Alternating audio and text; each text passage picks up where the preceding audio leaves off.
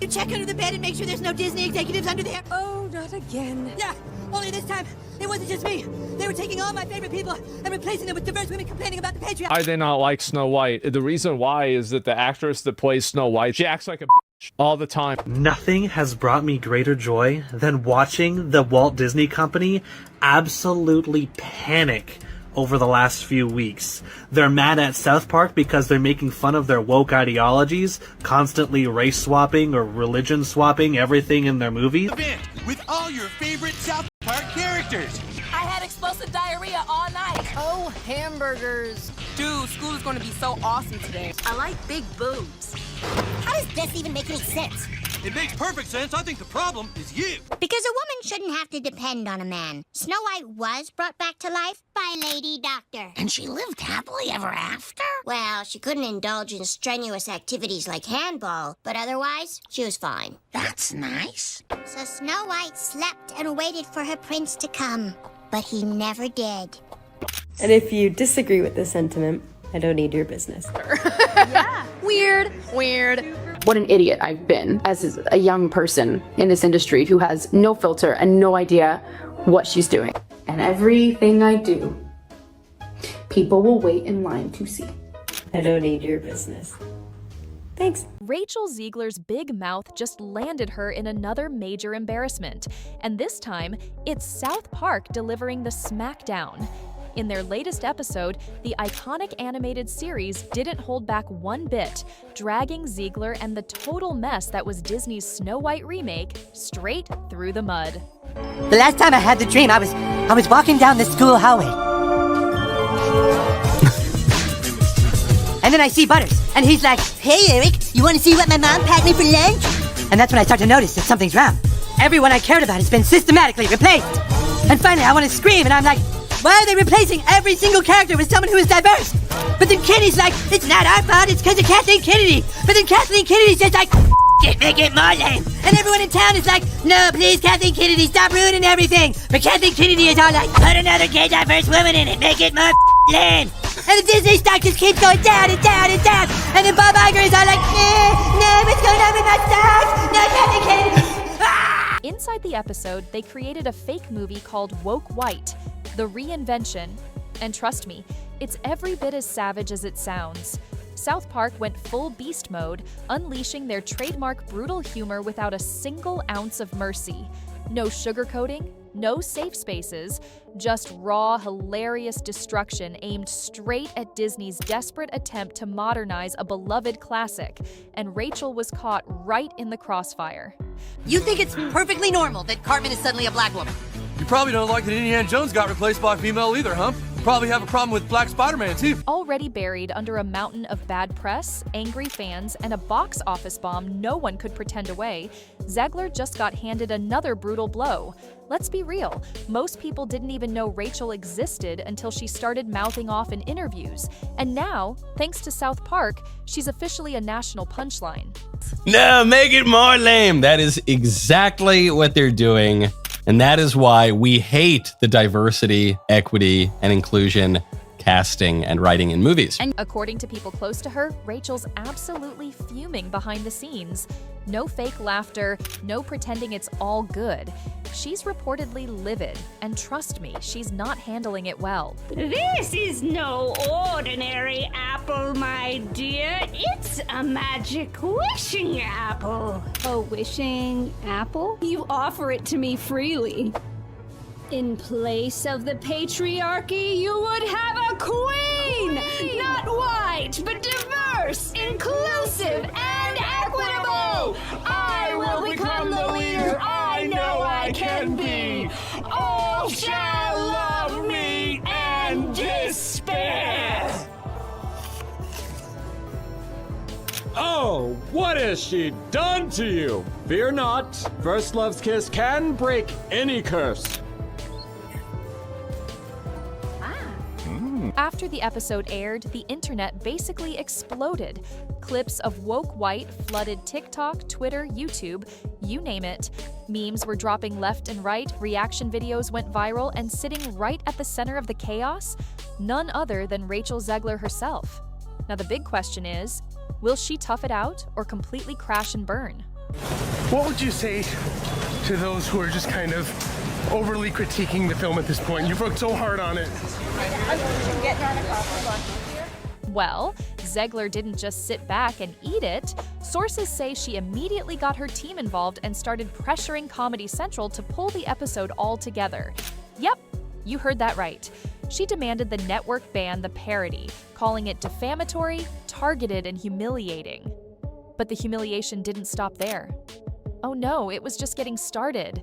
Because right now there's more dwarves on this podcast than there are in the new Snow White movie. And that's probably due to Peter Dinklage. What the hell is even that? Who's the Disney character you identify with most? Mickey, Nemo, Peter Pan, or Dumbo?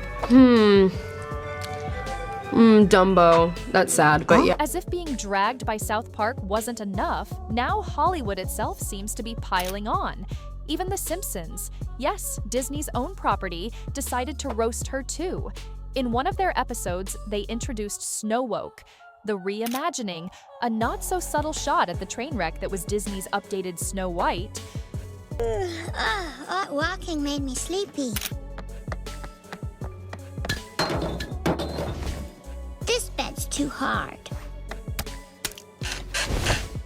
This bed's too soft. And this bed is just like the first one, also too hard. The Simpsons version featured a preachy, self-absorbed princess who thought she was above fairy tales, romance, and apparently even the audiences she was supposed to charm. It's like the entire entertainment industry decided to roast Rachel Zegler at once, and there's not a thing Disney can or will do about it. And you'd think with the world basically clowning her left and right, Rachel would take a step back and rethink her next move, right? Nope. Instead, insiders say she's doubling down harder than ever, and that might just be her worst mistake yet. Because a woman shouldn't have to depend on a man. Snow White was brought back to life by a lady doctor. And she lived happily ever after? Well, she couldn't indulge in strenuous activities like handball. Maybe she's been placed under some kind of a curse. And all that will wake her is the kiss of a handsome... I'm awake already! Guess it's you and me again, doorknob. So Snow White slept and waited for her prince to come, but he never did. Meanwhile, Bill Maher, never one to hold back, jumped into the conversation, tearing into the absurdity of calling the prince a stalker and axing the dwarfs in the name of so-called progress. For Maher, this was peak woke culture in action, trying so hard to be politically correct that it ended up doing even more damage, especially to the little person actors who lost out on what should have been major roles. It was the ultimate irony, and Maher wasn't about to let it slide. They're petrified of some kind of backlash. I wanted my money back. It was very disappointing. Every way that Disney changed the story, it changed it for the worse. The new Disney boss babe, who is Rachel Zegler, the inverse of happy. No one on the right side of America can stand the star of this movie. Nobody Who wants a movie about true love? What kind of woman do we want out there seeking true love, Eliana? The outrage. They are pretending like Rachel Zegler is the first of them all when she looks like Lord Farquaad in the film. So she comes off as an insufferable, whiny brat. And then there's the whole subplot, or should we say, the deletion of one. The original Snow White was built around the idea that love could conquer evil. But Zegler proudly announced she had zero interest in playing a girl dreaming about true love, as if the entire heart of the classic was something to roll her eyes at. Both Joe Rogan and Bill Maher hit the same nerve. Disney was so busy trying to score virtue signaling points, they forgot the simple truth. People buy movie tickets to be entertained, not to get a lecture. And with Zegler openly throwing jabs at a huge chunk of the audience, it felt less like a movie release and more like an invitation to stay home. You know, the original cartoon came out in 1937, and very evidently so. There's a big focus on her love story with a guy who literally stalks her. Weird. She's not going to be safe with the prince, and she's not going to be dreaming about true love. I don't particularly see people who, look like me or are me playing roles like that. So it was definitely when it got announced. He wasn't a stalker, by the way. Thing that was like trending on Twitter for days because all of the people were angry. Even putting Rachel's personal attitude aside, the movie's production decisions practically guaranteed a disaster. The Seven Dwarfs weren't just background filler in the original, they were the emotional soul of the whole story, each one with a distinct, lovable personality. Instead of reimagining them with care, Disney chose to scrap them altogether. Or worse, replace them with weird CGI magical creatures that looked like they were borrowed from a knockoff fantasy movie. When early leaks hit the internet, fans were stunned, and not in a good way. The creatures looked random and slapped together, with none of the charm that made the dwarfs iconic. Little person actors were outraged too, pointing out that each original dwarf would have been a rare, career-changing role they barely ever get offered. Fans and insiders alike were furious, and it only got worse from there. Once the film finally dropped, the numbers spoke for themselves. The movie reportedly cost Disney over $200 million once marketing was factored in, and they were banking on a massive $150 million opening weekend. Instead, it limped into theaters, barely scraping together $43 million, a catastrophic shortfall for what should have been a box office juggernaut. Families gave it a hard pass. Toy aisles stayed full. Themed popcorn buckets gathered dust. It was clear audiences didn't just skip this movie, they sent a loud, clear message. You can't trample on a classic, alienate half your fan base, and expect to cash in. Did the dwarfs make it or no? Well, the CGI dwarfs did. Of course, that goes back to the original controversy where Peter Dinklage, a very talented little person actor, said, why are we doing that? We've hired a Latina actress to be Snow White. That's progressive.